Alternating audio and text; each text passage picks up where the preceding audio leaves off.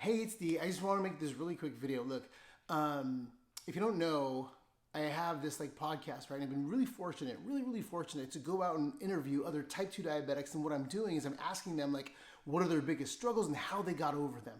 People that have completely turned their lives around, turned their health around, and people that are even in the struggle, swinging for the fences. And I'm like, dude, how do you guys do it? Because we all know as type 2 diabetics, our journey can be so much the same, just as much as they are different. And what I'm doing is I'm giving everything away for free to really kind of like help save as many lives and help save as many families kind of really dealing and struggling, with type 2 diabetes. Now, after talking to a handful of them, I can't help but notice that there's one really key thing that resonates for all these people so far, and it sticks out like a sore thumb. Whether you listen to the podcast episodes and you can hear like the tone in their voice change, or even like when we hang up, or we stop recording and they tell me afterwards, like, man, like, they felt all these emotions go, up and down and all around, and it was almost like they were reliving this whole thing. And that thing that was going on, that one thing was really like the catalyst that completely like skyrocketed and changed everything for them. Okay? And here's what that is. I want to give it to you right now. And what it is these people, and obviously you don't have to go this way or whatever, I'm going to show you how to put it in action or whatever, but these people were put in a place where they basically had to like face something. Okay? Like what I mean by that is like for some of us, like for me and for a handful of these other people that I've interviewed, they've actually had somebody close to them unfortunately, go through either pass from the complications of type 2 diabetes or something similar. Now, not all of them have, okay? However, all of them have this one thing in common, okay? That they basically were put in a place where they had the sheets like yanked out, or yanked out, like just basically everything that they were trying to cover up, the covers were ripped off, okay?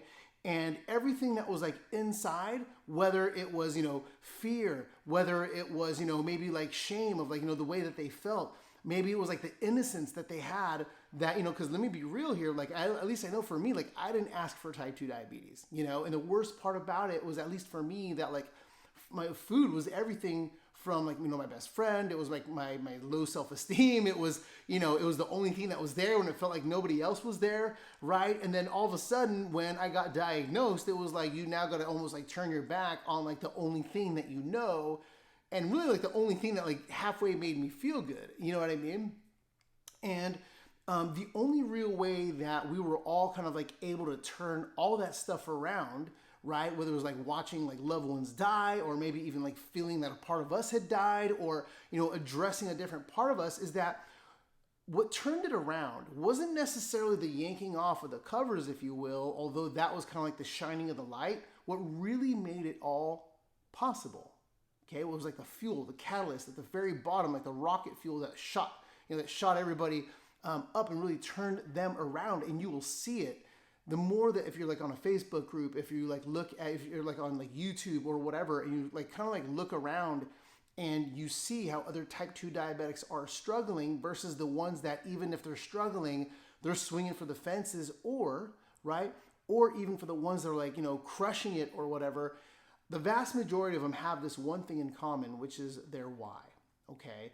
And the way that a lot of us actually hit it was a bit of an accident. And a lot of times it was, at least I know for me, maybe you've had the same thing where you've gotten the talk, or maybe you've seen someone pass, from similar complications. So my grandfather died from dialysis. I was told that I was going on dialysis, and that basically forced me to now look at like my own death and like what would happen to my family, my wife and my kids. And I say all of that because I hope more than anything that you don't have to go through that. So let me share with you right now a real easy way that I found to really do this one thing and to change everything, okay? Which is asking why, okay? Once we have our why, so here's a perfect example. We can simply ask ourselves, okay, like why do I need to turn around my health, okay? So like why do I need to get a hold of my blood sugar? Why do I need to get a hold of my type 2 diabetes? Why do I need to stop playing this game of, diet to diet to diet to diet to diet, whatever it is, okay? Let's start with one simple question. Why do I need to get a hold of my blood sugar? Okay, here's the secret. Okay, if you don't want to go through like the hard part or whatever, I was like looking around, I was like reading books. Okay, there's a really good book by the name of Simon Sinek, okay, called, The Why or whatever. And basically, here's what it boils down to. Okay, so when we ask ourselves that question, it's almost like the layers of the onion. So instead of like having them ripped off, it allows us to make peace with what's inside at our own, at our own pace, but at the same time, it lifts us up and empowers us the same way that all these other people have been, because they've essentially come to a point where they understand that, hey, if they don't stop messing around, like, it's not only going to kill them, but like, look what's going to undeniably happen to the people around them. In fact, a couple of these people, they don't even know each other. They're not even in the same group. And they said the same exact thing, which was, hey, look, if I don't take care of this, okay, and if I'm so focused on doing and giving for my family and the people that I love, okay, who's going to do it when I'm not here, right? Like, they came to the point that they realized that, look, no matter what they can put on paper, like, oh yeah, do this with the assets, or put everything in a trust or whatever, right? Or, do this with the bank account or the home or whatever, right? Or, put this person in my place, right? Or, we're going to go ahead and I'm here, here's why I'm going to do, and whatever, right? Like, whatever words that can come out of our mouth, whoever person that we can put in our place, or even regardless of what we can put on paper, they've all come to realize that nothing, absolutely nothing, could ever do and be as impactful as them being for their family than actually being there for their family. Okay, that nothing could actually replace them. And that, like, for example, regardless of what I would ever tell my wife about, like money in the house or bills or whatever, there's nothing that would ever do even close to me actually just doing it here for them, right? And so what I mean by that is, like, obviously I want to be, and actually, here, let me just show you what I mean. So when we say, Davis, for example, if you were to do this, and the question is to be as honest with ourselves as possible, because the cool thing about that is that a lot of times there's an innocence inside of us that never got a voice. And a lot of times we're trying to consciously shut it up, but since it's not getting a chance to speak, it never gets resolved. And then we wonder why, like, there's all this self-sabotage over and over and over, or why we struggle over and over and over. This was not only the catalyst that allowed and gave us all like fuel to like not only just leapfrog all through that, it actually allowed us to make peace with what was inside. So here's how to do it, okay? Davis, how or why is it important for you to control your blood sugar? Okay, well, let's start with the obvious. Well, I don't want to die, right?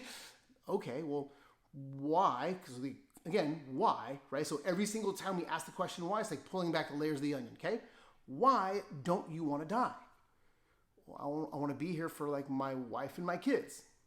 Okay.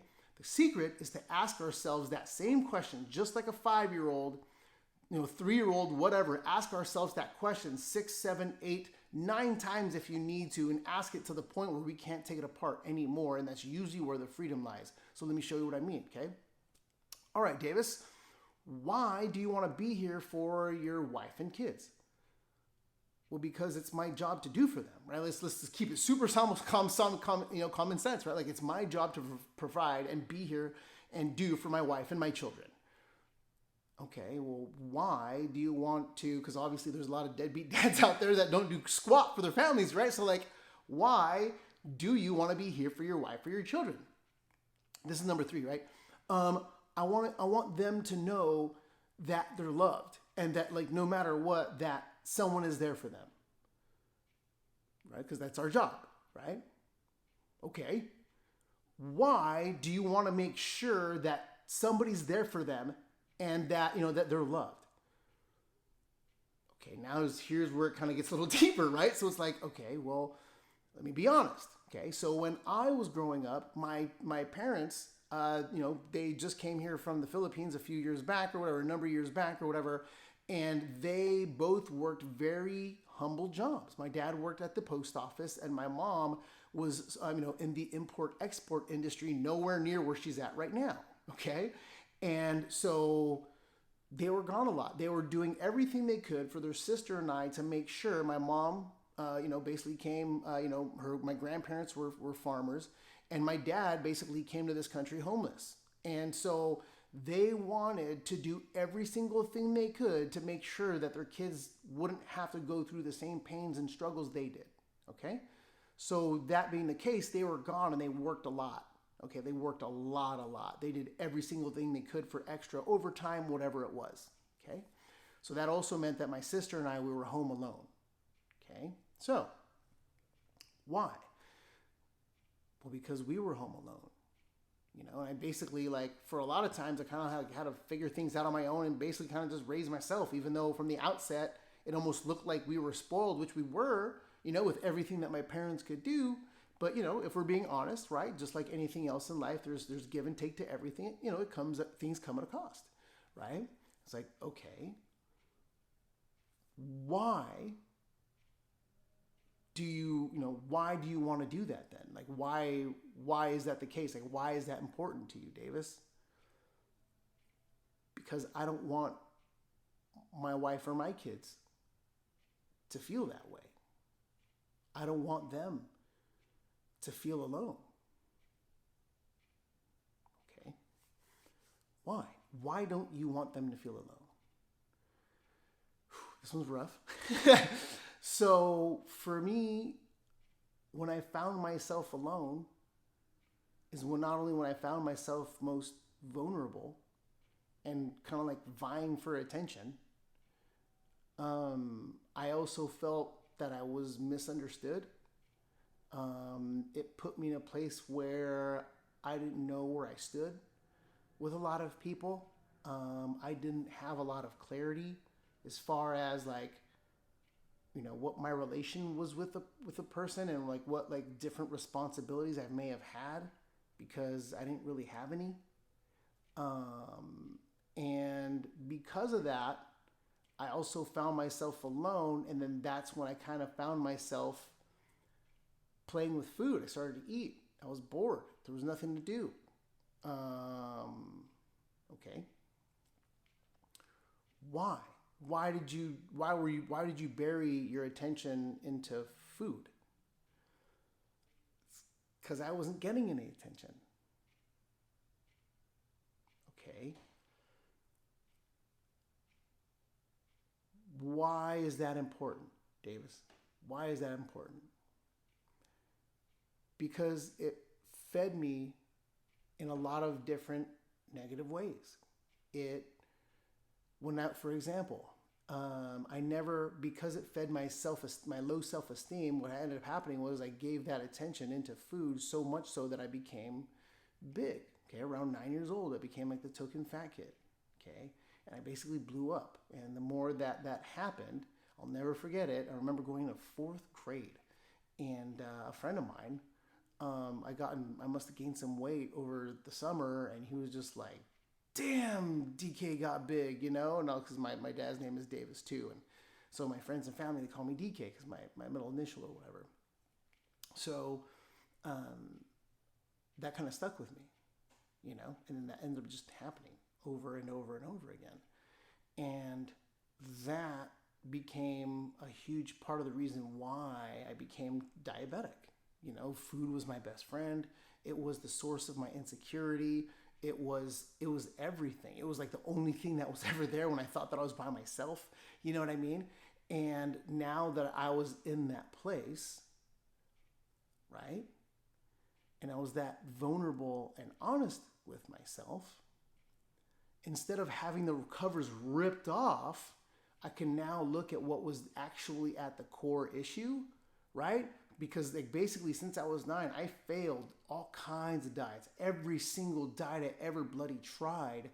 Everything, like in the 80s, remember like the Slim Fast cans, remember that stuff? Like not like the can, but it would come in like the bulk can with the cardboard and the tin can, right? The frozen meals, right? All that stuff. In the 80s, it was like the soup diets, eating things the size of your palm, the original Atkins diet, remember? All that stuff. I failed all that stuff. And if I could have just reached down into and maybe pulled those covers apart and see that level of insecurity and embrace it and be like, all right, maybe it's not your fault. It's not really your parents' fault either, because they were just trying to like love you and your sister and do for you guys in ways that maybe they didn't get, right? That sort of like love and attention and care or whatever. And so when I was able to make peace with that, and with a handful of different techniques that I started to like now embrace my love for food and like use that as like my superpower instead of like my crutch, it changed everything. When we start to look at, all these other people who've turned their lives around, this sort of thing exists in one way or another. Some of the interviews that I have, when they come around, they tell me like, man, like I had to relive going through like that death part, right? Like the inside of that death, a lot of times what they're basically saying is that when somebody close to them had died and that reality hit them, all of those layers just got ripped off. You know what I mean? And they were just like, we need to just do something now. Like, what is it? And then that whole vulnerability part was just like, I gotta do something. You know what I mean? And I share this with you because more than anything, I hope and pray more than anything that nobody around you has to pass that way. If they have, same way they have, like my grandfather died from dialysis. He wasn't even a type 2 diabetic, but I knew exactly what that was like. My heart is with you. We're all in this fight together, right? At the end of the day, I think it really is, type 2 diabetics helping one another, which is really going to end up, being like the faster catalyst for all of us, flattening the learning curve, which is why, if you haven't known or if you don't know already, I do have a podcast where I literally just interview people, ask them how they were able to turn things around. I basically, have them share their stories, their secrets, their trials, their tribulations, and share them with you and how they overcame them. That way, if you see anything even remotely close, you now have a whole source and a whole, a countless, basically a whole resource, if you will, of answers, you know what I mean? That you can easily use, easily put in your back pocket, and that can absolutely help you and maybe even someone that you know. So if this was, any helpful to you, I want to let you know right now that my heart is absolutely with you. I hope that you enjoy the content, and cheers. I'll see you in the next one. Oh, you know what? By the way, if you don't know, I am doing it's a free 21-day blood sugar challenge. It's beyond me. It's way bigger than me. I just do it because I really want to help people with type 2 diabetes. I do it for free. Okay, I'll let you know right now. Inside of the challenge, I do offer a really easy program or whatever. If you get the program, awesome. If you don't get the program, no worries. I'm not tripping whatsoever. More than anything, I'm just honored to really kind of share with you how I went from morbidly obese and to completely turning everything around. Now, to be totally honest, I might flash a quick picture on the screen or whatever, trying to be cool or whatever, just because I don't really know other way to show the difference. To be totally honest, I'm still just a regular guy. I know that's a really cheesy picture. Anyway, I just want to give it to you for free. Inside of that, you'll see everything. I even have this really cool write-up that shows you all kinds of different ways to shortcut all these different ways of eating. I cover everything from paleo to Whole30. We cover all the way down to Mediterranean, what you see on the ketogenic diet, right? Keto, what you'll also see even on vegan. All these different similarities that you'll definitely see within all these diets. I even pull back the covers and show, since our doctors are going to look at our blood and since we're diagnosed by looking at our blood, I actually went to other doctors who have books specifically on food and blood, just to find that whenever we look at those and everything from foods that lower bad cholesterol, foods that lower blood sugar, foods that fight inflammation, foods that fight cancer, not only do we see this really easy to understand, just all these similarities that we can actually just kind of let go of all the crap that's ever held us back, we can get much farther and better, results just by shortcutting all that stuff. And then not only that, I even break down how some of these diets completely blew up in my face. I cover everything from measuring, ketones and macros versus blood sugar. I even share with you my body scans and how I was able to use the right kind of carb at the right time to even accelerate my fat loss. So, and I even show you my body scans to just show you what all that looks like. But anyway, if you want all that stuff, it's 100% for free. I'm honored to give it to you. And yeah, you can get it by joining the 21-day blood sugar challenge. I hope that serves you well, and I'll see you in the next one. Later.